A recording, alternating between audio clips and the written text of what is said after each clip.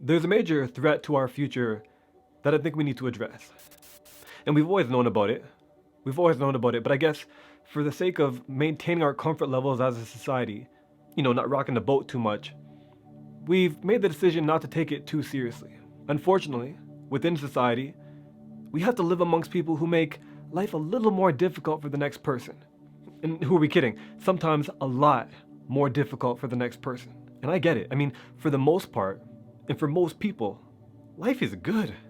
Life is good, man. And, why try to fix something that isn't broken, right?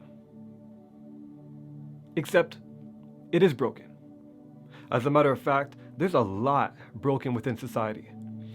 And it's easy to overlook, right? Because it's convenient, or because it may not affect us directly, or just because it's always been that way. Most of all, it's easy to overlook because despite society being broken, it's still highly functional. And so most people, they don't see it. Or maybe they don't want to see it. Our future is being threatened. Society is being threatened. And that threat is inequality. So in this video, I want to discuss inequality, but more specifically, how to fight and challenge inequality in a way that applies not only to the injustice that we face today in our current environment, but also to the injustice that we will inevitably face tomorrow. Your voice is powerful. Your awareness is powerful. Your acknowledgement is powerful. To battle inequality, it begins with voicing your concern when you see it happening. Bring attention when you see something happening that isn't right. It's not enough to know it isn't right. It's not enough to be a silent bystander. To battle this thing, we have to be willing to voice our concerns when we see injustice happening. I know it can be uncomfortable. I know. But being a leader isn't easy. It's not easy doing one thing when everybody else is doing something else. I get it. You open yourself up to being criticized, labeled, judged, laughed at. I get it. But I think it's a very small sacrifice to pay for the very large payoff of bringing injustice to light. While appreciated, it's very easy to be number 10,000 on the list of people to voice their concerns on a particular topic. But boy, is it hard being number 1, or 2, or 3, or 4, or 5. It's hard being one of the first ones to speak up. But what the world needs is more social pioneers. Speak up, use your voice. Let people know when you have a concern. As I'm sure you'll remember, or maybe not, it depends on your age, once upon a time, mainstream news and media and TV was the best source for gathering information, which was great, but the problem is that they controlled what information they gave you. They controlled the narrative. Now with social media and the internet and having a camera phone in your pocket, we're just a Google search away from seeing firsthand video and testimonies and examples of things that are happening to people every single day. We have the ability to learn anything and get informed on anything that we want to know about. Now, we can bypass the news and see firsthand footage of injustice happening while it's happening live. For example, if a police officer was overstepping their bounds and power tripping, we can see that firsthand, and that's something that might never make the news. You know what I'm talking about. We have to be willing to reach out to someone who's experienced inequality and get informed about their experience. We have to be willing to humble ourselves and have this discussion, sometimes the hard discussions. I think one of the first steps for fighting for equality is making sure we don't ever deny the existence of inequality. It's 2020. We can't use incompetence as an excuse anymore. When it comes to understanding inequality and injustice, I understand that it's not always so easy to understand it if you've never experienced yourself. I think if I was trying to learn how to ride a bike, it's much easier to ride the bike and go through the experience than it is to read a book about it or hear someone talk about it. I get that. But I think it's important that if you've never experienced inequality, that when you hear examples and experiences of it from someone else, that you don't brush them off by telling them that, that doesn't happen in 2020 anymore, that maybe you misunderstood the person that you're communicating with, maybe you understood the situation wrong. That doesn't help. Put yourself in their position. Try to see if you can get a different perspective on a situation you may not have experience with. When you hear about examples of inequality, ask yourself, say, maybe they are right and I just can't understand. And so if they are right, if I was experiencing what they're experiencing, how would I feel? Would I feel depressed? Would I feel sad?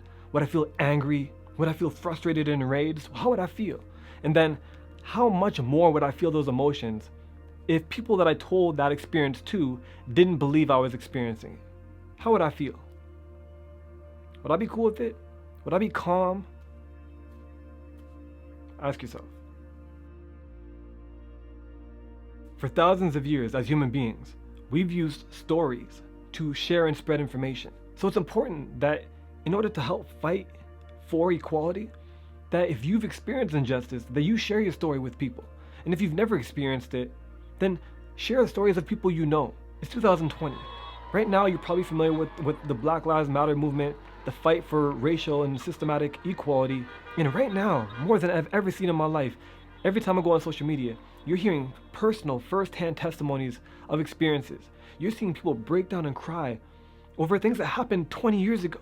And as a result of that, I've also seen videos of people that have never experienced those forms of inequality and injustice, in this case, racism.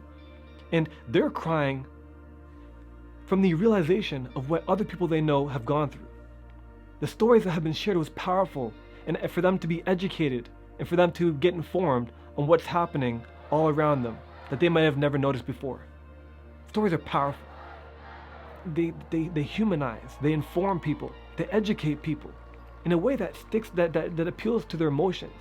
Yes, stories can be used the wrong way, but stories, they hit way deeper than some numbers and some facts hit. A lot of people hear about stories that happen to somebody else in another country or another part of the world, but until they hear about a story from someone that they know, someone that they can put a face to, that they have an emotional connection with, they might not truly understand or even believe that certain things or injustices happen. When I was about 14 years old, I remember walking down the street, I had my headphones in my ear, and I saw a lady off in the distance. She might have been like 7 years old, I don't know. But as she was walking closer to me, she started slowing down and eventually came to a stop, maybe 30 feet away from me. I took my headphones out because I thought maybe she said something to me, I don't know. I looked around and I noticed she started turning around and started running away, screaming. She crossed the street, went to the very first house that she saw, and started banging on the door. Boom, boom, boom, boom, boom. She started screaming, help me, he's chasing after me, he's gonna hurt me. I'm looking around like, what the heck is going on? I'm 14 years old. You know what I did? I ran. I ran as if I actually did something. Why? Because I know that she had some type of a story or meaning about people that look like me in her mind. Colored person, I had braids back then, doesn't matter. I know that whoever answers the door will not believe anything I say, they'll believe her. If they call the cops, they're not going to believe me, they're going to believe her. That's just one of the many examples of racial injustice. And I'm only half black. Trust me, the darker you are, the worse you get it when it comes to racial injustice. There's a TED Talk I want to tell you about.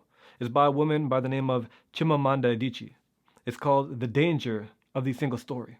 This TED Talk is essentially about stereotypes, about the different ways that we view things and people in our lives, and how we usually have a story, usually only one, or very little references about that topic or person.